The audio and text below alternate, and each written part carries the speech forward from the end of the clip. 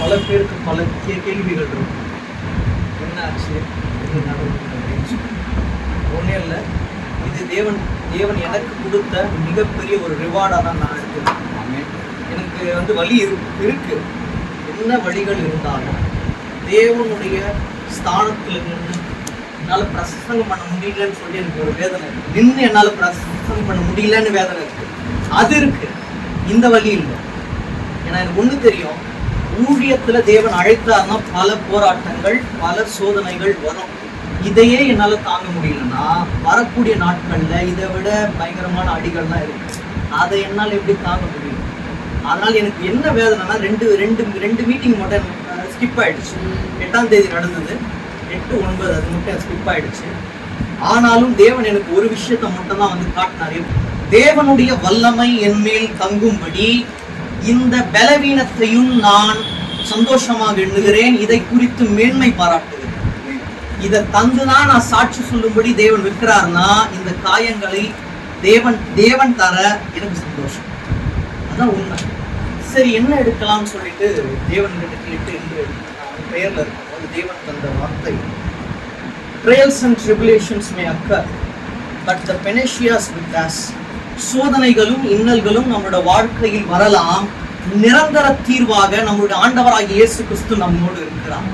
அதை தான் நம்ம இன்னைக்கு பார்த்துட்டு முடிக்க போறோம். எடுத்து நம்ம வாசிக்கலாம்.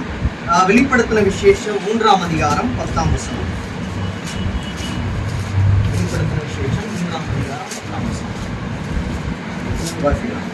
என் பொறுமையை குறித்து சொல்லிய வசனத்தை நீ காத்துக் கொண்டபடியினால் பூமியில் குடியிருக்கிறவர்களை சோதிக்கும்படியாக பூச்சக்கத்தின் மேலெங்கும் வரப்போகிற சோதனை காலத்துக்கு தப்பும்படி நான் உன்னை காப்பேன். சோதனை காலகட்டங்களாய் உங்களோட வாழ்க்கையில் இப்ப இருக்கலாம். ஒரு சோதனையை அனுபவிக்கிறவர்களா நீங்க இருக்கலாம். அந்த சோதனைகளை இருந்து உங்களை காப்பாற்ற தேவன் வல்லவராக இருக்கிறார். இனிமேட்டு வரப்போற நாட்கள்ல கூட தேவன் உங்களை பாதுகாத்து வழிநடத்துவார். ஆனா நீங்க பண்ண வேண்டிய விஷயம், என்ன சோதனை வருதுன்னு சொல்லிட்டு நீங்க என்ன பண்ணக்கூடாது, அப்படியே ஒரு மாதிரி இருக்க கூட, எனக்குன்னே வரணுமா, எனக்காக வருது, நான் 2 மணமா யோசிக்கலாம். நான் ஊழியம் தான் பண்றேன், எனக்கு ஏன் அப்படி வருதுன்னு யோசிக்கலாம். ஆனா ஊழியத்துல இப்படி வரணும்னு யோசிக்கலாம். இதைதான் யோசிக்கணும், பாசிட்டிவா யோசிக்கணும். இங்க வந்தவர்களுக்குள்ள பல இன்னல்கள், பல போராட்டங்கள், பல சோதனைகள், சொல்ல முடியாத துக்கங்கள் உங்களுடைய வாழ்க்கையில் இருக்கலாம். ஆனால் மிக விரைவில் உங்களுடைய வாழ்க்கையை மாற்ற தேவன் நல்லவராக இருக்கிறார். உங்களுக்கு நீங்க சில்வருக்காக வெயிட் பண்ணுவீங்க. கொஞ்ச நாள் வெயிட் பண்ணீங்கன்னா உங்களுக்கு கோல்டு கிடைக்கும். கொஞ்ச நாள் வெயிட் பண்ணீங்கன்னா பிளாட்டினம் கிடைக்கும். கொஞ்ச நாள் வெயிட் பண்ணீங்கன்னா டைமண்ட் கிடைக்கும். அதுக்கே நம்ம வெயிட் பண்றோம்ல. தேவன் அதை விட நம்மளுக்கு வாழ்க்கையை மேன்மையாக தான் வச்சிருக்காரு. நம்ம காத்திருக்க நமக்கு வரப்போகிறது மேன்மையாக இருக்கும். தீமையாக இருக்காது, மேன்மையாக இருக்கும். இது சோதனை காலகட்டம் தான். சோதனையே இல்லைன்னு வைங்களேன், சாதனை வராது. சோதனைக்கு பின் தான் சாதனை. அதை தர தேவன் ஒருவரே வல்லவராக இருக்கிறார். மறுபடியும் வாசிங்க.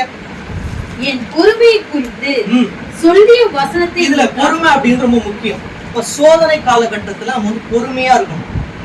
தேவன் என்ன இந்நாள் வரைக்கும் ஜீவனோடு வச்சிருக்காரு அப்படின்னா, அந்த உங்களுக்கு நல்லா தெரியும். அந்த ஏர் கிராஷ் ஆச்சு, எவ்வளவு பேர் இறந்து போனாங்கன்னு உங்களுக்கு நல்லா தெரியும். நீங்க நம்ம ஜீவனோடு இருக்கோம்ல, அதுவே மிகப்பெரிய சாட்சி. இந்த காலுக்காக நான் திங்க் பண்ணிட்டு இருந்தேன்னு வைங்களேன். ஆனா கால் சின்ன ஒரு சேதத்துல தேவன் விட்டுட்டாரு, எனக்கு உயிர் போயிருந்தா அப்படி யோசிக்கணும். என்ன ஜீவனோடு வச்சிருக்காருல, அதுவே மிகப்பெரிய சாட்சி. அதுதான் உண்மை. இன்னைக்கு நம்ம எல்லாமே ஜீவனோடு இருக்கோம்னா அவர் தான் நம்மளுடைய நிரந்தர தீர்வாக இருக்கிறார். சொல்லுவாங்கல்ல, எக்ஸாம்ல நீங்க பாஸ் பண்ணணும்னா ஒரே தீர்வு படி. நம்ம வாழ்க்கையில நல்லா இருக்கணும்னா ஒரே தீர்வு தேவனை தேடுவது மாத்திரமே. நமக்கு நன்மைகளை தர தேவன் நல்லவராக இருக்கிறார். அவங்க ஒரு மாத்திரம் கையில இன்னொரு வாசிங்க. என் பொறுமையை குறித்து சொல்லிய வசனத்தை நீ காத்து கொண்டபடினால் பூமியில் குடியிருக்கிறவர்களை சோதிக்கும்படியாக பூச்சக்கத்தின் மேலெங்கும் வரப்போகிற சோதனை காலத்துக்கு தப்பும்படி நானும் உன்னை காப்பேன். அவர் மட்டும் அவங்களை காப்பாற்ற முடியும். வேற யாரும் நான் இருக்கேன் அப்படின்னு சொல்றவங்க எல்லாம் நம்ம கூட இருந்து காப்பாற்ற மாட்டாங்க. அவர் மட்டும் தான் இறுதி வரை நம்மை காப்பாற்ற வல்லவராக இருக்கிறார். நம்புகிறோம் மாத்திரம். ஏன்னா காப்பாற்றும் தெய்வம் அவர், பொய் உரையாத தெய்வம். இன்னைக்குமே வந்துட்டு பொய் சொல்ல மாட்டாரு. நடக்கும்னா நடக்கும். உங்களுடைய வாழ்க்கையில இனி சோதனைகளை காணாதிருப்பீர்கள்னா காணாதிருப்பீங்க. அவ்வாறு சோதனை வந்தாலும் அந்த இதுல இருந்து உங்களை மீட்டெடுக்க தேவன் வல்லவராக இருக்கிறார். இன்னொன்று கூட எடுத்து வாசிங்க. 1 கொரிந்தியர் 10:13. 1 கொரிந்தியர் 10:13. மனுஷனுக்கு நேரிடுகிற சோதனை அல்லாமல் வேறு சோதனை உங்களுக்கு நேரிடவில்லை. தேவன் உண்மையுள்ளவராய் இருக்கிறார். உங்கள் திராணிக்கு மேலாக நீங்கள் சோதிப்பதற்கு அவர் இடம் கொடாமல் சோதனை தாங்கத்தக்கதாக சோதனையில் கூட அதற்கு தப்பிக்கொள்ளும்படியாக போக்கை உண்டாக்குவார். அப்போ நல்லா புரிஞ்சுக்கணும், தாங்குறபடிதான் நம்மளுக்கு சோதனை கொடுப்பார். என்னால தாங்க முடியலையே அப்படின்னு சொல்றவர்களுக்கு வைக்க மாட்டாரு. தாங்கக்கூடிய சோதனைகள் தான் கொடுப்பாரு. ஆனா அதுல இருந்து நம்மை மீட்டெடுக்க தேவன் வல்லவராக இருக்கிறார். ஏன்னா தேவன் சொன்ன வார்த்தை நிறைவேறாமல் போகாது. கண்டிப்பாக உங்களுடைய வாழ்க்கை நிறைவேறும். இந்த காலகட்டத்தில் நீங்க சோதனையை வந்துட்டு தாங்கிட்டு இருக்கீங்கன்னா கவலைப்படாதீங்க. மிக விரைவில் உங்களுடைய சோதனைகள் எல்லாம் சாதனைகளாய் மாறும். வருடவாசிங்க. மனுஷனுக்கு நேரிட சோதனையே அல்லாமல் வேறு சோதனை உங்களுக்கு நேரிடவில்லை. தேவன் உண்மையுள்ளவராய் இருக்கிறார். உங்கள் திராணிக்கு மேலாக நீங்கள் சோதிப்பதற்கு அவர் இடம் கொடாமல் சோதனையை தாங்கத்தக்கதாக சோதனையில் கூட அதற்கு தப்பிக்கொள்ளும்படியாக போக்கை உண்டாக்குவார். ப்ராப்ளத்தை கொடுத்து சும்மா இருக்க மாட்டாரு, அதுக்கான சொல்யூஷனே கொடுத்துருவாரு. அந்த ப்ராப்ளம் அப்படின்றது பிசாசு, சொல்யூஷன் அப்படின்றது ஆண்டவராகிய இயேசு கிறிஸ்து. பிசாசு எப்பெல்லாம் உங்களை டார்கெட் பண்றாங்களோ கவலைப்படாதீங்க, அவர் உங்களோடு வருவார். போகும்போது வருவார். நீங்க எங்க போறீங்களோ அங்கேயே இருப்பாரு. நீங்க வரும்போது உங்க கூட இருப்பார். நீங்க கொஞ்சமாச்சும் நினைச்சு பாத்தீங்களா, நீங்க அழகா திருப்தியா போயிட்டு திருப்தியா வந்தீங்க. தேவனோட கிருபை இருந்ததுனால மட்டும்தான் நடந்தது. அவரோட கிருபை இல்லைன்னா நடந்திருக்காது. அவரோட கிருபை இருக்கு, இனிமேலும் இருக்கும். இனிமேட்டு நிறைய இடத்துக்கு போயிட்டு வருவீங்க. நான் நம்புறேன், நீங்களும் நம்புறீங்கன்னா எங்கெங்க போறீங்களோ அங்கங்க இருப்பார். அண்ணாக்கு இனிமேட்டு அண்ணாவோட பேர்லயே இருக்கே ஆனந்த் அப்படின்னா ஆனந்தம். அவர் இருக்காரு. ஆண்டவராக இயேசு கிறிஸ்து இருந்தாருன்னா அந்த ஆனந்தமே உங்க கூட இருக்கு. நீங்க ஆனந்தமா இருந்தீங்கன்னா அக்காவும் ஆனந்தமா இருப்பாங்க. இருவர் அல்ல ஒருவர். அதான் உண்மை. ஏன்னா அவர் இருக்காருல்ல, அவர் உங்க கூட இருந்தா ஆனந்த கழிப்பை உண்டு பண்ணி இனிமேட்டு கண்ணீர் இல்ல, ஆனந்தத்தில் கண்ணீர் நீங்க என்ன பண்ணுவீங்க, கண்ணீர் சிந்துவீங்க.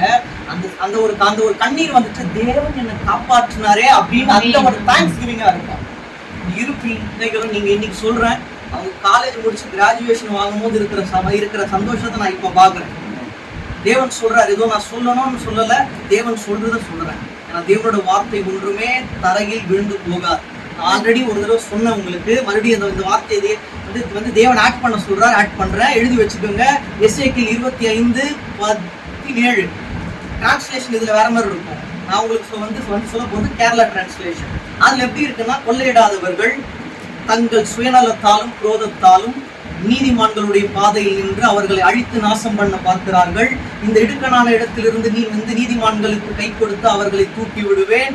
காரணம், நான் சத்தியமும் சகோதரர்களுக்கு இரட்சகரும் வழி தப்புகிற ஆடுகளுக்கு மெய்ப்பனாகவும் இருக்கிறேன். எனவே என் சகோதரர்களை அநியாயமாய் அழிக்கிறவர்கள் யாராக இருந்தாலும் அவர்கள் மேல் என் கோபத்தையும் உக்கிரத்தையும் ஊற்றுவேன். நான் பழிவாங்க துவங்குகிற போது அறிவார்கள், நானே அவர்களுடைய ஒரே ஒரு ராஜா என்று. அவர் பழிவாங்க ஸ்டார்ட் பண்ணாருன்னா, உங்களுக்கு விரோதமா என்னென்ன சோதனை பண்ணி உங்களை டார்ச்சர் பண்றோம்னு யார் நினைச்சாலும் அவர் பழிவாங்க ஸ்டார்ட் பண்ணும்போது எல்லாம் ஓடி போயிடுவாங்க. நம்புகிற மாதிரி கைகள் அவ்வாறாக நடக்க போகிறது. நல்லா எழுதி வச்சுங்க, இது கண்டிப்பா நடக்கும். என்ன ஆபத்து வருது, சோதனை வருது சொல்லிட்டு நீங்க கவலைப்பட வேண்டிய அவசியமே இல்லை. அந்த நிரந்தர தீர்வு ஆண்டவராகிய இயேசு கிறிஸ்து உங்களோடு இருக்கிறார். அவர் உங்க கூட இருக்கிறதுனாலதான் நம்மளுக்கு சுகம், பலன், ஜீவனை தந்து ஆசீர்வதித்து வழிநடத்துகிறார். நம்ம பண்ண வேண்டிய ஒரே விஷயம், நம்மளோட ஆவி, ஆத்மா, சரீரம் மூன்றையுமே அவங்க கிட்ட கொடுத்துடணும். அவர்கிட்ட கொடுத்துட்டு நம்ம ஜெபத்துல மட்டும் உறுதியா இருப்போமானால் இனி சோதனை சோதனை காலம் அல்ல, உங்களுடைய காரியங்கள் எல்லாமே சாதனையாக தான் மாறும். நீங்க கையிட்டு செய்யும் அனைத்துமே தேவன் வர்த்திக்க பண்ணுவார். ஏன்னா தேவன் தந்த வாக்குத்தத்தம் அப்படி சும்மா ஏதோ சும்மா கொடுக்கணும்னு கொடுக்கல. அவருடைய வாக்குத்தத்தங்கள்லாம் அப்படியே ஸ்ட்ராங்கா இருக்கும். 3 விதம் இருக்குல்ல, ஸ்ட்ராங், ஸ்ட்ராங்கர், ஸ்ட்ராங்கஸ்ட். அவருடைய வாக்குத்தத்தங்கள்லாம் ஸ்ட்ராங்கஸ்ட் தான். வந்து வலுவா இருக்கும். வாக்குத்தத்தத்தை கொடுத்துட்டா அதை வந்து யாராலையும் மாற்ற முடியாது. அவர் ஒண்டிதான் மாற்றுவார். ஆனா வந்து கண்டிப்பா வந்து இனிமேட்டு வந்து மாற்ற மாட்டார். ஏன்னா வாக்குத்தத்தத்தை கொடுத்தவர் மேன்மையானவர், உயர்ந்தவர், சதா காலமும் உயிரோடு இருப்பவர். இன்னொன்னு எடுத்து வாசிங்க, 2 பேதுரு 2:9. 2 பேதுரு 2:9. நீங்களும் உங்களை அந்த காலத்திலிருந்து தம்முடைய ஆச்சரியமான ஒளியிடத்திற்கு வர பயத்தினுடைய புண்ணியங்களை அறிவிக்கப்படிக்கு. 2:9. அந்த தேவபக்தி உள்ளவரை சோதனையில் ரட்சிக்கவும் அக்கிரமக்காரரை ஆக்கினைக்குள்ளார்களாக. 2 பேதுரு 2:9 தானே? அத வாசிங்க. இதுதான் வாசிங்க. மறுபடியும் வாசிங்க. கர்த்தர் தேவ பக்தி உள்ளவர்களை, கர்த்தர் தேவ பக்தி உள்ளவர்களை சோதனையின்றி ரட்சிக்கவும், சோதனையின்றி ரட்சிக்கவும், அக்கிரமக்காரரை ஆக்கினைக்குள்ளாக நியாய தீர்ப்பு நாளுக்கு வைக்கவும் அறிந்திருக்கிறார். இதுதான் உங்களுக்கு சப் பாயிண்ட். என்ன பாயிண்ட்னா, சோதனை வந்து யாருக்கு வரும்? தேவ பக்தி உள்ளவர்களுக்கு வரும். நம்ம தேவ பக்தியா இருந்தோமானால் நமக்கு கண்டிப்பா சோதனை இருக்கு. ஆனா சோதனையே வாழ்க்கையா இருக்காது. ஆரம்ப சோதனையா இருக்கும், அந்த மிடில் ஸ்டேஜ் சோதனையா இருக்கும், முடிவு உங்களுக்கு சாதனையா இருக்கும். தேவ பக்தி உள்ளவர்களை தேவன் அப்படியே வந்து வெறுமையாக விட மாட்டான். சோதனை கொடுப்பாரு. சோதனை கொடுக்கறாராலே புரிஞ்சுக்கோங்க, அவர் உங்க மேல அன்பா இருக்காரு. அளவுக்கு கடந்த அன்பா இருக்கிறதுனால தான் நமக்கு சோதனை வருது. சோதனையே வரலன்னு வைங்களேன், தேவனை நம்ம வந்து நாடல்னு அர்த்தம். தேவனை தேட தேட தேட நமக்கு சோதனைகள் வரும். ஆனா முடிவு நமக்கு சாதனையா தான் இருக்கும். மறுபடியும் வாசிங்க. கர்த்தர் தேவ பக்தி உள்ளவர்களை சோதனையின்றி ரட்சிக்கவும் அக்கிரமக்காரரை ஆக்கினைக்குள்ளாக நியாய தீர்ப்பு நாளுக்கு வைக்கவும் அறிந்திருக்கிறார். அப்ப நல்லா புரிஞ்சுக்கோங்க, தேவன் நமக்காக ஒரு ஸ்தலத்தை ஆயத்தம் பண்ணி கொண்டு இருக்கிறார். அந்த ஸ்தலத்துல அவர் நம்மை கூட்டி சேர்க்கும் போது நம்ம அங்க நிம்மதியா தான் இருக்கும், சந்தோஷமாக தான் இருக்கும். அப்ப நீங்க கேட்கலாம், அப்ப இங்க இருக்க மாட்டோமா அப்படின்னு ஒரு கேள்வி இருக்கும். இங்கேயே இருக்கும். ஆனா கொஞ்ச காலகட்டத்துக்கு அந்த சோதனையை நீங்க எப்படியாச்சும் கண்ட்ரோல் பண்ணிட்டு இருந்தீங்கன்னா உங்களுடைய அடுத்த பாகம் வந்து திருப்தியா இருக்கும். நம்புகிறவங்க மாத்திரம் வந்து கைகளை உயர்த்தும். சோதனையை கண்டு நீங்க எவ்வளவோ கொஞ்சம் கூட கஷ்டப்படாது. இன்னல்கள் வரும், போராட்டங்கள் வரும். நம்ம சோர்ந்து இருந்துட்டோம்னு வைங்களேன், பிசாசு கொண்டாட்டம் ஆயிடும். பிசாசுக்கு ஒரு நாளும் இடம் கொடுக்காது இருங்க. குடும்பத்துல பல போராட்டங்கள் வரும். நீங்க நான் ஒரு மாதிரி வந்துட்டு என்னோட லைஃபை வந்துட்டு ஃபிக்ஸ் பண்ணி வச்சுட்டு இருந்தேன், ஆனா நான் எக்ஸ்பெக்ட் பண்ண மாதிரி இல்லையே அப்படின்னு நீங்க திங்க் பண்ணலாம். ஆனா தேவன் அந்த வாழ்க்கை இணைத்தார்னா அவர் அழகா நடத்துவார். சோதனை வந்தாலும் நடத்துவார். இன்னும் கூட எடுத்து வாசிங்க. 1 தெசலோனிக்கேயர் 3:5. 1 தெசலோனிக்கேயர் 3ஆம் அதிகாரம் 5ஆம் வசனம். ஆகையால் நான் இனி பொறுத்திருக்க கூடாமல் எங்கள் வேலையை வீணாய் போகத்தக்கதாக சோதனைக்காரர் உங்களை சோதனைக்குட்படுத்தி உண்டாவன் என்று உங்கள் சோதனை எங்க இருந்து வருது? சோதனைக்காரனாகிய பிசாசு கிட்ட இருந்து தான் சோதனை வருது. அவன் பார்த்துட்டே இருப்பான். நீங்க ஜாலியா இருந்தீங்கன்னா விட்டுருவான். வந்து பிரேயர் பண்ணீங்கன்னா பிடிச்சிருக்கும். நீங்க ஜாலியா அந்த பீச்சுக்கு போயிட்டு பிஆர் மால் போயிட்டு என்னென்ன மால் போயிட்டு வந்தா விட்டுருவான். பிரேயர்ல அப்படி வந்து முட்டி போட்டோம் பிரதர், என்னால முட்டி போட முடியல, பிரேயர் பண்ணலாம் எழும்புற முடியல, ப்ராப்ளமா வருது. ஊர் கதை பேசினா உட்காந்துட்டு அது வந்து ஒரு 2 மணி நேரமோ 3 மணி நேரமோ எங்களால பேச முடியுது, முட்டி போட்டு பிரேயர் பண்ண முடிஞ்சா முடியல அப்படின்னு சொல்றதுக்கான மெயின் காரணம் என்ன தெரியுங்களா? சோதனைக்காரனாகிய பிசாசு உங்களை சோதிக்காம விட மாட்டான். பார்த்துட்டே இருப்பான். ஆண்டவராகிய இயேசு கிறிஸ்து டெம்ப்டேஷன் ஆஃப் ஜீசஸ் கிரைஸ்ட் ஒன்று இருக்கு. இயேசுவே என்ன பண்ணாம சோதனை பண்ண நம்ம இதை அதை வந்து பார்க்க போறோம். நீங்க டீப்பா வந்து பார்க்க போறோம், அதை பார்த்து முடிக்க போறோம். அவரையே சோதனை பண்றான்னா நம்மள அவன் சோதனை பண்ணாம இருப்பானா? அதை எப்படி ஹேண்டில் பண்ணணும்னு நம்ம இன்னைக்கு பார்க்க போறோம். என்ன கீ, என்ன திறவுகோல்னு வந்து நம்ம வந்து பார்த்துட்டு முடிக்க போறோம். அது நம்ம வந்து பார்க்கறதுக்கு முன்னாடி ஒரு சில காரியங்கள், அது 1ல இருந்து வாசிங்க. 3ஆம் அதிகாரம் 1ல இருந்து வாசிங்க. ஆகையால் நாங்கள் இனி பொறுத்திருக்க கூடாமல் அத்தோன் பட்டணத்தில் தனித்து விடப்படுகிற நன்மை என்று நினைத்து இந்த உபத்திரவத்தினாலே நீங்க தனியா இருந்தா அது தீமைன்னு சொல்லிட்டு என்ன இருங்க, அது நன்மை. நல்ல சான்ஸ் ஆண்டவர் கூட உறவாட. நான் தனியா இருக்கேன், எனக்கு யாரும் இல்லையேன்னு சொல்லிட்டு நீங்க கேட்கவே கூடாது. என்ன கேட்பாங்க, நீ பாடல் எப்படி எழுதுன, நீ வந்து பாட்டு எப்படி எழுத கத்துக்கின, கோட்ஸ் எப்படி எழுதுன அப்படின்னு நான் வந்து தனித்து விடப்பட்டேன். அவர் கூட இடைப்பட்ட நேரங்கள் ரொம்ப இருந்தது. 2014 இருந்து இது வரைக்கும். அப்ப எவ்வளவு டைம் எனக்கு வந்து டைம் இருந்திருக்கும் பாரு. அதனாலதான் 1053 பாடல்கள் என்னால எழுத முடிஞ்சது. அவரோட கிருபை மட்டும் தான். அவரோட கிருபை இல்லைன்னா அதான் நான் அல்ல, கிறிஸ்து தான் எனக்கு வந்து வெளிப்படுத்தினான். நான் எழுதுனேன் அப்படின்னு சொன்னா என்னோட மூட யாருமே இல்லை. அவர் நடத்தினார். நான் வந்து தனித்து விடப்பட்டேன், அது எனக்கு நன்மையாக முடிந்தது, தீமையாக அல்ல.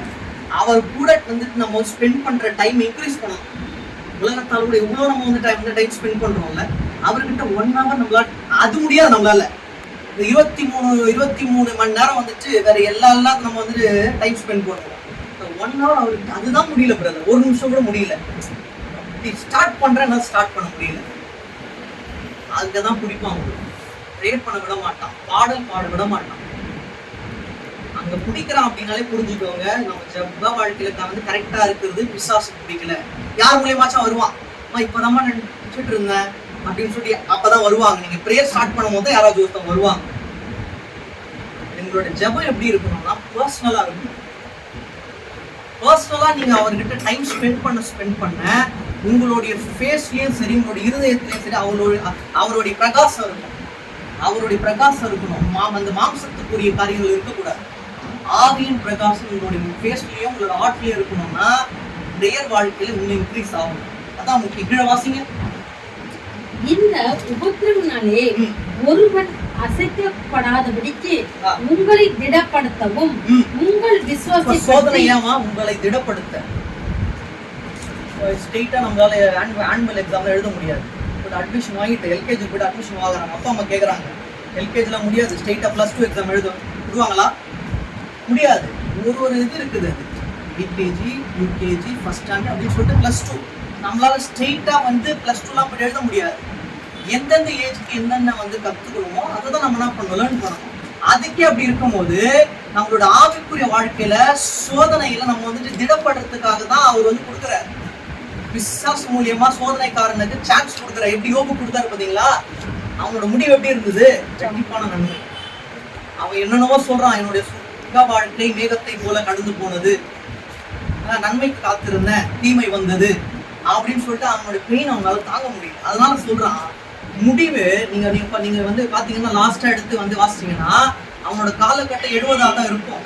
அவன் ரெட்டிப்பா மாத்தி 140 வருஷம் உயிரோடு இருந்தான். ரெட்டிப்பான நன்மை. அவருக்கு கொடுத்தாருன்னு நமக்கு கொடுக்க மாட்டாரா? கண்டிப்பா கொடுப்பாருன்னு சொல்றவங்க மட்டும் கையில் ரெட்டிப்பான நன்மை இல்ல, ட்ரிபிள் அதுக்கு மேல கூட கொடுப்பாரு. சோதனை வருதுன்னு சொல்லிட்டு நம்ம வந்துட்டு பின்வாங்கி போகக்கூடாது.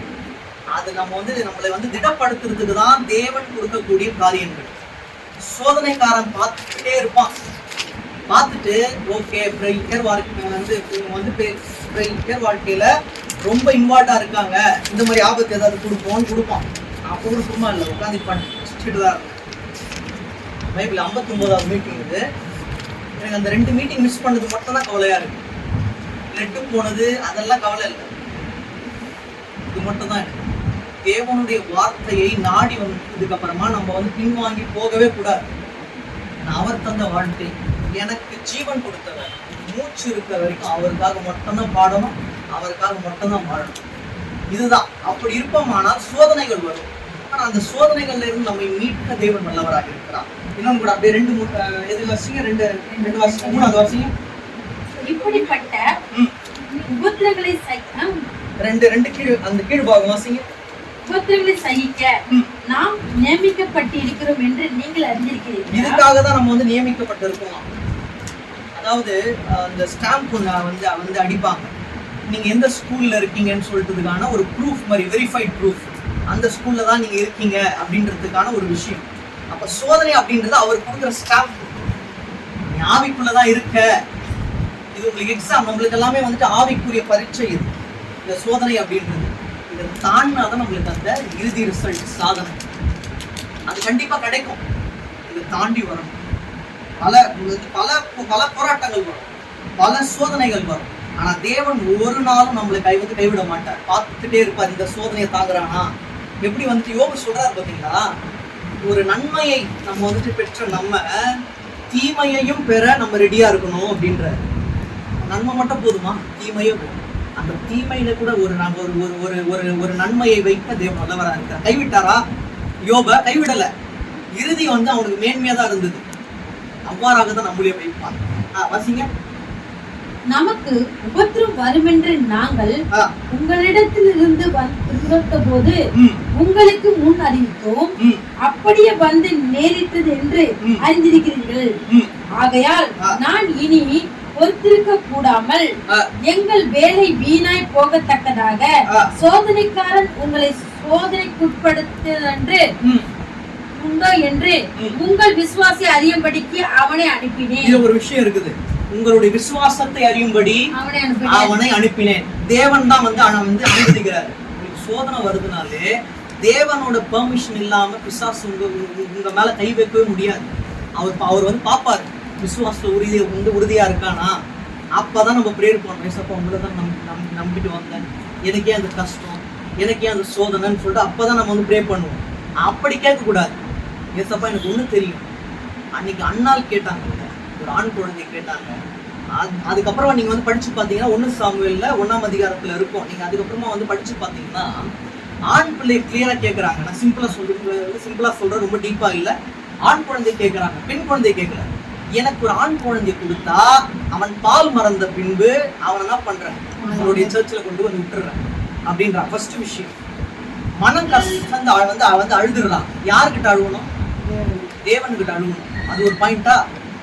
ஏலி என்ன பண்றாரு, தூரத்துல இருந்து பாக்குறாரு. உங்களுக்கு புரியுற மாதிரி சொன்னோம்னா, இவங்க என்ன இப்படி அவங்க வந்துட்டு ரொம்ப டீப்பா ப்ரே பண்ணுவோம், அங்க தூரத்துல இருந்து பாக்குறாரு, இவங்க ட்ரிங்க்ஸ் பண்ணிட்டு இருக்காங்கன்னு நினைச்சுக்கிறாரு. யாரு? ஏலி. மனுஷங்களோட பார்வைலாம் அப்படிதான் இருக்கும். தேவனுக்கு மட்டும்தான் நீங்க என்ன ப்ரே பண்ணுறீங்கன்னு தெரியும். மனுஷங்க என்ன பண்ணுவாங்க, உங்களுடைய தோற்றத்தை பார்ப்பாங்க. ஆனா தேவன் மட்டும்தான் உங்களுடைய இருதயத்தை பார்ப்பாங்க. ஆனா அவங்க அதை பத்தி கேர் பண்ணல. என்னோட இருதயத்தெல்லாம் தேவன்கிட்ட ஊற்றி விட்டேன்றாங்க. அவர்கிட்ட ஆர்கியூமெண்ட் பண்ணல. அதுக்கப்புறமா எனக்கு அந்த வேர்டு ரொம்ப பிடிக்கும். அண்ணால் ப்ரே பண்ணிட்டு வந்து போறாங்க. அதுக்கப்புறமா அண்ணால் துக்கமுகமா இருக்கவில்லை. ஏன்னா ஒரு நம்பிக்கை, தேவனுக்கிட்ட எல்லாத்தையும் கொடுத்துட்டேன், என்னோட சோதனைய சாதனையா மாற்றுவார் அப்படின்னு சொல்லிட்டு எனக்கு தெரியும் அப்படின்னு சொல்லிட்டு அதுக்கப்புறமா அவங்க அழுவே இல்லையா பாரு. அதுக்கப்புறமா கொஞ்சம் அப்படியே நீங்க கீழே வாசிச்சீங்கன்னா, அண்ணால் கர்ப்பவதி ஆகி ஒரு ஆண் குழந்தையை பெற்றால் அவன் பால் மறந்த பின்பு சர்ச்சு கொண்டு வந்து விட்டுறான். இப்படிதான் இருக்கும். அங்க நீங்க வந்து படிச்சு பாத்தீங்கன்னா இப்படிதான் இருக்கும். நல்லா புரிஞ்சுக்கோங்க, உங்களோட வார்த்தை என்ன, தேவன்கிட்ட என்ன நீங்க வந்துட்டு ஒரு இது நான் இதை ஒப்பு கொடுக்குறேன் அப்படின்னு சொன்னா அதை செய்ய நீங்க என்ன பண்ணக்கூடாது, லேட் பண்ணக்கூடாது, செஞ்சு முடிச்சிடணும். அப்ப அண்ணா என்ன பண்ணாங்க, தேவன் எனக்கு கொடுத்தா அவர்கிட்ட எனக்கு கொடுத்தாங்க. அப்ப என்ன இதுல இருந்து என்ன புரியுதுன்னா, உங்களோட ஆத்மாவை தேவன்கிட்ட கொடுத்துருங்க, உங்களோட இருதயத்தை தேவன்கிட்ட கொடுத்துருங்க. இந்த இருதயத்துல நீங்க மட்டும்தான் வாசம் பண்ணணும் அப்படின்னு சொல்லிக்கிட்டீங்கன்னா, உங்களுக்கு சோதனை வந்தாலும் அதை சாதனையாக மாற்ற தேவன் நல்லவராக இருக்கிறார். இன்னொன்று கூட வாசிங்க, இதுதான் நம்ம வந்து மெயின். இதை பார்த்துட்டு நம்ம முடிக்கலாம். மத்தேயு 4ஆம் அதிகாரம் 3 வாசிங்க அப்படியே. அப்பொழுது சோதனைக்காரன் அவரிடத்தில் வந்து, நீர் தேவனுடைய குமாரனானால் இந்த கட்டல் அப்பமாகும்படி சொல்லும் என்றான். அவர் பிரதித்திரமாக, மனுஷன் அப்பத்தினால் மாத்திரம் அல்ல, தேவனுடைய வாயிலிருந்து புறப்படுகிற ஒவ்வொரு வார்த்தையினாலும் பிழைப்பான் என்று எழுதியிருக்கிறதே என்றார். அப்போது இயேசு பிசாசு வந்து சோதிக்கிறான். அதை தான் நம்ம இன்னைக்கு பார்த்துட்டு முடிக்க போறோம். இது ரொம்ப ரொம்ப முக்கியமானது, ரொம்ப டீப்பா இருக்கும். ரொம்ப நல்லா வந்து கவனிச்சீங்கன்னா புரியும் உங்களுக்கு. வாசிங்க, 1 வாசிங்க. அப்பொழுது இயேசு பிசாசினால் சோதிக்கப்படுவதற்கு ஆவியானவரால் வனாந்திரத்துக்கு கொண்டு போகப்பட்டார். வனாந்திரத்திலே கொண்டு போகப்பட்டார். அவர் இரவு பகலும் 40 நாள் உபவாசம் இருந்த பின்பு அவருக்கு பசி உண்டாயிற்று. இதுல பசின்னு இருக்கு பாத்தீங்களா? நமக்கு என்ன இருக்கணும்? ஆவிக்குரிய பசி. ஆவிக்குரிய பசி இருக்கணும். இதுல பசி அப்படின்றது மாம்சத்துல இருக்கு. நம்ம புரிஞ்சுக்க வேண்டியது ஆவியில் எப்படி புரிஞ்சுக்கணும்னா, ஆவிக்குரிய பசி இருக்கணும். ஆவிக்குரிய பசி இருந்தாதான் நமக்கு சோதனை வந்தாலும் தேவன் அதை சாதனையை மாற்ற வல்லவராக இருக்கிறார். கீழே வாசிங்க. அப்போது சோதனைக்கான அவனிடத்தில் வந்து, அப்பொழுது மேல பாத்தீங்கன்னா ஆவிக்குரிய பசி உண்டாயிற்று. எப்போ உங்களுக்கு ஆவிக்குரிய பசி உண்டாகுதோ அப்பதான் வருவாங்க. இன்பமா இருக்கும்னு நினைக்க கூடாது. ஞானஸ்தானம் எடுத்ததுக்கு அப்புறம் ஜாலியா இருக்கலாம்னு நினைக்க கூடாது. அதுக்கப்புறமா தான் உங்களுக்கு என்ன ஆகும்? சோதனை காலம். உங்களுக்கு என்னவா? ஆவிக்குரிய பசி உண்டாகணும். அப்பொழுது சோதனைக்காரன் அவரிடத்தில் வந்து, நீர் தேவனுடைய குமாரனானால், நீர் தேவனுடைய குமாரனே ஆனால் இந்த கற்கள் அப்பமாகும்படி சொல்லும் என்றான். இந்த கல்லுகள் அப்பமாகும்படி சொல்லும் என்றான். அவன் என்ன பண்றான் பாத்தீங்களா? அதாவது அந்த ஒரு தேவனுடைய வார்த்தையை கொண்டுதான் அவர்கிட்ட என்ன பண்றான், ஹேண்டில் பண்றான். அப்படிதான் பண்ணுவான். சில நேரங்கள்ல பிசாசு கூட இந்த ஒரு வேத வசனத்தை பற்றி தெரியும். அவன் வேதத்தை குறிச்சு உங்ககிட்ட வந்து ஹேண்டில் பண்றானா, உங்களோட ஆன்சரும் வந்துட்டு வேத வசனத்துல இருந்துதான் இருக்கணும். அதுக்கு அவர் ரிப்ளை கொடுக்குற என்ன கேட்கறான்னா, இந்த கல்லுகள் அப்பமாகும்படி சொல்லும் என்றான். அவன் சொல்றான், இதுல என்ன இருக்கு அப்படின்னா, ஒரு கல்லை பார்த்து அப்பமாகுனா ஆகும். அவர் என்ன சொல்றாரு, நீ விசுவாசத்தோட எதை பார்த்து என்ன சொல்றீ அது ஆகும் அப்படின்றது தேவனுடைய வேர்ட்ஸ். ஆனா அவன் அதை புரிஞ்சுக்க உள்ள ஒரு அர்த்தம் இருக்கும் அவருக்கு. எப்பவுமே தேவன் ஒரு வார்த்தை சொல்றாருன்னா அது உள்ள அர்த்தம் இருக்கும். இவன் என்ன தெரியுமா புரிஞ்சுக்கிட்டான், பிசாசுக்கு உள்ள அர்த்தம் புரியாது, ஆவிக்குரிய அர்த்தம் புரியாது. ஒரு விஷயத்த பார்த்து இது மாறினா மாறும் அப்படின்னு சொல்றதுதான் அர்த்தம் போல நினைச்சுக்கலாம். ஆனா அவர் சொல்றாரு பாருங்க, ரிப்ளை வாசிங்க. அவர் பிரதித்திரமாக, மனுஷன் அப்பத்தினால் மாத்திரம் அல்ல, தேவனுடைய வாயிலிருந்து புறப்படுகிற ஒவ்வொரு வார்த்தையினாலும் பிழைப்பான் என்று எழுதியிருக்கிறது என்றார். மாறினா மாறுறது கிடையாது, தேவனுடைய வார்த்தையில் இருக்கிற வல்லமையை ப்ரூவ் பண்றாரு. தேவனுடைய வார்த்தை தான் வல்லமை. அப்பத்தை அதாவது சாப்பிடுறதுனால மட்டும் நமக்கு திருப்தியா இருக்காது, தேவனுடைய வார்த்தை மூலியமா திருப்தியா இருக்கும். ஆகாரம் சாப்பிட்டா நமக்கு வந்துட்டு ஓகே, நமக்கு வந்து பசி எடுத்து ஆகாரம் சாப்பிடுறோம், அடுத்த வேலை நம்மளுக்கு கண்டிப்பாக பசி எடுக்கும். ஆனா தேவனுடைய வார்த்தையை நம்ம உட்கொண்டோமானால் ஆவிக்குரிய வாழ்க்கையில பசியே இருக்காது. அந்த ஒரு பசியை தீர்க்க தேவன் வல்லவரா இருக்கிறார். அதான் அர்த்தம். அவன் சொன்ன விதம் அற்புத அடையாளங்களை வந்து செய்வாரு, இது மூலியமா என்ன பண்ணலாம், அவரை வந்து சோதிக்கலாம் அப்படின்னு நினைச்சா அவர் என்ன சொல்றாரு, பிரதித்திரமாக தேவனுடைய வாயிலிருந்து புறப்படுகிற ஒவ்வொரு வார்த்தையினால் பிழைப்பான் என்று எழுதியிருக்கிறது என்றார். அப்ப நல்லா புரிஞ்சுக்கணும், விசுவாசமாய் பிசாசை பார்த்து தேவனுடைய நாமத்தினால் நீ போனா போயிடும். அதான் வல்லம். அப்படி சொல்றாரு பாத்தீங்களா, கீழே வாசிங்க. அப்போது பிசாசு அவரை பரிசுத்த நகரத்துக்கு கொண்டு போய் தேவாலயத்து உபலின் மேல் அவரை நிறுத்தி, நீர் தேவனுடைய குமாரனானால் தாழ குதியும், ஏனெனில் தம்முடைய தூதர்களுக்கு உம்மை குறித்து கட்டளையிடுவார். இப்போ உங்களுக்கு புரியுற மாதிரி சொல்லணும்னா, இப்ப என்ன பண்றேன், வந்து இயேசு கிறிஸ்துவே ஒரு பெரிய ஒரு அபார்ட்மெண்ட் வந்து நினைச்சுக்கீங்களேன், அங்க வந்து நிறுத்திட்டான். வேதத்துல வந்து சொல்லப்பட்டிருக்கு, மேல இருந்து குதிங்க அப்படின்னு சொல்லப்பட்டிருக்கே அப்படின்னு சொல்லிட்டு சொல்றான். கீழே வாசிங்க. உம்மை குறித்து கட்டளையிடுவார், உமது பாதம் கல்லிடாதபடிக்கு அவர்கள் உம்மை கைகளில் ஏந்தி கொண்டு போவார்கள் என்பதை எழுதியிருக்கிறது என்று சொன்னான். என்ன எழுதியிருக்கான், நம்ம வந்து மேல இருந்து விழுந்தாலும் தூதர்கள் நம்ம வந்து தாங்குவாங்கன்னு எழுதியிருக்கு, அதனால நீங்க மேல இருந்து விழுங்க, என்ன ஆகுதுன்னு பார்க்கலாம் அப்படின்னு சொல்றான். அதுக்கு அவரோட ரிப்ளை பாருங்களேன். அதற்கு இயேசு, உன் தேவனாகிய கர்த்தரை பரீட்சை பாராது இருப்பாயாக never examine the Jesus Christ. அதான் அர்த்தம். அவரை மட்டும் வந்து பரீட்சை பார்க்க ஒரே லைன்ல முடிச்சிட்டாரு பாருங்க. உன்னுடைய வாசிங்க, உன் தேவனாகிய கர்த்தரை பரீட்சை பாராது இருப்பாயாக என்று எழுதியிருக்கிறது என்றார். உன் தேவனாகிய கர்த்தரை பரீட்சை பாராது இருப்பாயாக என்று எழுதியிருக்கிறதே என்றார். அவன் அப்படி சொல்றானா, அதுக்கு ரிப்ளை பாருங்களேன். அதுக்கு அவங்க வந்து ரிப்ளை கொடுக்க முடியாது, பரீட்சை பாராது, அவ்வளவுதான், முடிஞ்சு போயிடுச்சு. என்னன்னா சொன்னவரே நான் தான், எனக்கே நீ வந்து சொல்றியான்ற மாதிரி இருக்கும் அந்த ஒரு ரிப்ளை. என்ன வந்து பரீட்சை பார்க்காத, நான் தான் உன்னை வந்து பரீட்சை பார்க்கணும் அப்படின்றது. கீழே வாசிங்க. மறுபடியும் பிசாசு அவரை மிகவும் உயர்ந்த மலையில் கொண்டு போய் உலகத்தின் சகல ராஜ்யங்களையும் அவைகளின் மகிமையும் அவருக்கு காண்பித்து, நீ சாஸ்தாங்கமாய் விழுந்து என்னை பணிந்து கொண்டால் இவைகள் எல்லாம் உனக்கு தருவேன் என்று சொன்னான். அப்ப நல்லா புரிஞ்சுக்கோ, இதை சொல்றான். என்ன சொல்றான்னா, இந்த உலகத்தை காட்டுறான். இந்த உலகத்தை பாரு எவ்வளவு அழகா இருக்கு, இந்த உலகத்தோட இன்சார்ஜ் ராஜா நான் தான், நீ எல்லாத்தையும் எடுத்துக்கோ, என்ன மட்டும் பணிந்து கொள்ளுன்றான். அதுக்கு அவரோட ரிப்ளை பாருங்களேன், வாசிங்க. அப்போது இயேசு, அப்பாலே போ சாத்தானே, அப்பாலே போ சாத்தானே. இததான் நம்ம சொல்றோம்.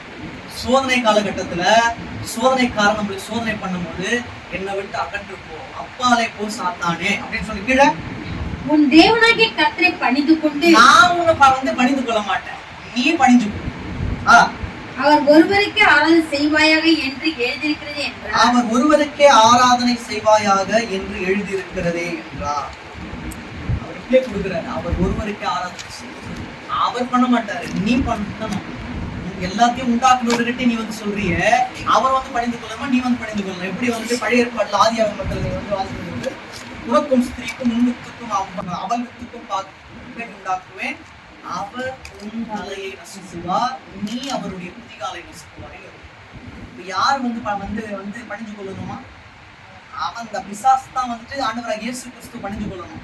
ஆனா அவர் ஆர்கியூமெண்ட் பண்ண மாட்டாரு, வசனத்தின் மூலியமா வந்துட்டு டார்கெட் பண்ணுவார். கீழே வாசிங்க.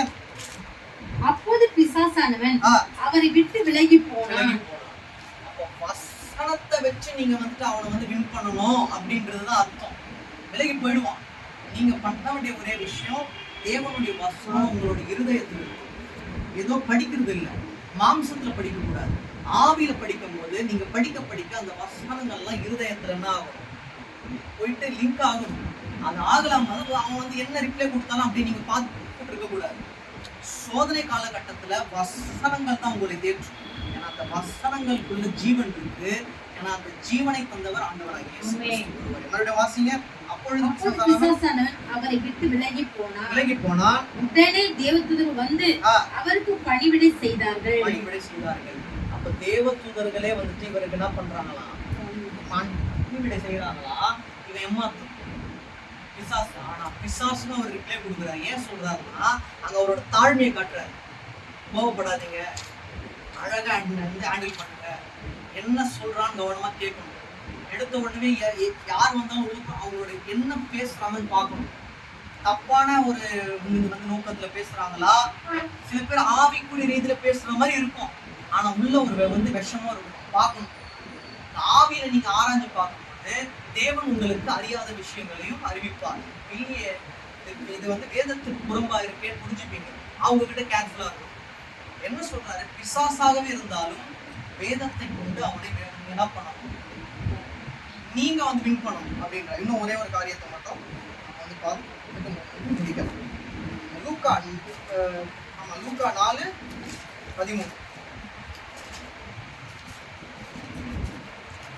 பிசாசானவன் சோதனை எல்லாம் முடித்த பின்பு சில காலம் அவரை விட்டு விலகி போனான். இப்போ சில காலம் அவனை விட்டு விலகி போனான் அப்படின்னா சில காலங்களுக்கு உங்களை விட்டு விலகி போவான், மறுபடியும் வருவான். வந்தாலும் நீங்க தேவனுடைய வசனத்தை கொண்டு அவனை மேற்கொள்ள வேண்டும். என்ன நம்ம வந்து பார்த்தோம் அப்படின்னா, சோதனைகள் இன்னல்கள் நம்மளோட வாழ்க்கையில் வந்தாலும் அந்த நிரந்தர தீர்வாகி ஆண்டவராகிய இயேசு கிறிஸ்து நம்மோடு இருப்பார். ஆனால் சோதனைகளை எல்லாம் தேவன் சாதனைகளாய் மாற்றுவார். யாருக்கு சோதனை வரும்? தேவ பக்திக்குள்ளானவர்களுக்கு கண்டிப்பாக சோதனை வரும். யாரு சோதனையை கொடுப்பா? பிசாசானவன் கொடுப்பான், அந்த சோதனைக்காரன் கொடுப்பான். ஆனா அவர் வந்துட்டு அனுமதிக்காம கொடுக்க மாட்டான். எப்படி யோபுக்கு அனுமதிச்சாரோ கண்டிப்பாக அவனுக்கு வந்து கஷ்டங்கள் இருந்தது, முடிவு இரட்டிப்பான நன்மை. நமக்கும் தேவன் வந்துட்டு சோதனைகள்ல இருந்து மீட்டு, இங்க வந்தவர்கள் யாருமே விரும்பியா வந்து போக மாட்டீங்க, நீங்க என்ன கேட்டிருக்கீங்களோ அனைத்துமே சாதனைகளாக தேவன் மாற்ற வல்லவராக இருக்கிறார். கண்களை மூடலாம். அன்பின் பிதாவே, ஆசீர்வதிக்கப்பட்ட இந்த நல்ல